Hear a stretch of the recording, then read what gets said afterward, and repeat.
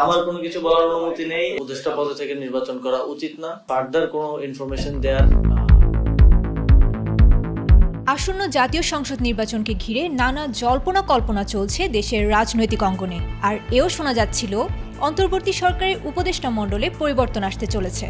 কিন্তু নির্বাচনের তফসিল ঘোষণার আগে হঠাৎ করে নাটকীয়ভাবে পদত্যাগ করেছেন দুই উপদেষ্টা মাহফুজ আলম এবং আসিফ মাহমুদ। আর তাতে হঠাৎ আলোচনার ঝড় উঠেছে রাজনৈতিক মহলে। এবার পদত্যাগ করার কারণ নিয়ে মুখ খুলেছেন উপদেষ্টা আসিফ মাহমুদ। বুধবার এক প্রেস ব্রিফিংয়ে এসব তথ্য জানিয়েছেন আসিফ মাহমুদ। এদিন বিকেল ৫টার মধ্যে তারা প্রধান উপদেষ্টা অধ্যাপক মোহাম্মদ ইউনূসের কাছে তাদের পদত্যাগপত্র জমা দিয়েছেন। প্রধান উপদেষ্টার প্রেস সচিব শফিকুল আলম সন্ধ্যায় এক সংবাদ ব্রিফিংয়ে এই তথ্যটি নিশ্চিত করেন। তবে এই পদত্যাগ কার্যকর হবে বৃহস্পতিবার সন্ধ্যা ৬টায় নির্বাচন কমিশন তফসিল ঘোষণার পর।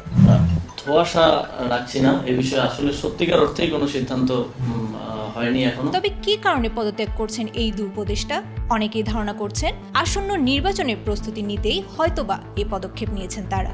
সংবাদ সম্মেলনে সাংবাদিকের প্রশ্নে আসিফ মাহমুদ জানিয়েছেন তিনি নির্বাচন করবেন, তবে এ ব্যাপারে পরবর্তীতে বিস্তারিত জানানো হবে বলে জানিয়েছেন তিনি।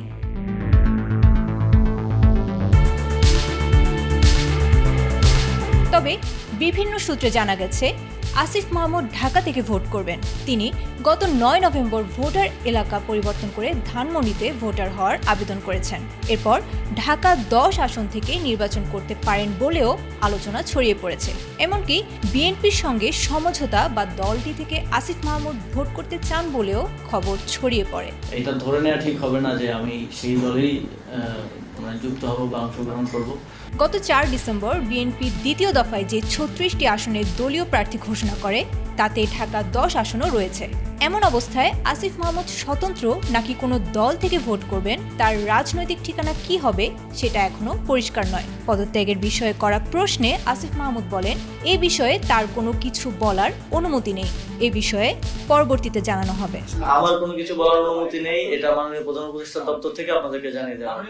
এর আগে গত ২৫শে ফেব্রুয়ারি আরেক ছাত্র প্রতিনিধি মোহাম্মদ নাহিদ ইসলাম পদত্যাগ করে জাতীয় নাগরিক পার্টির আহ্বায়ক হন।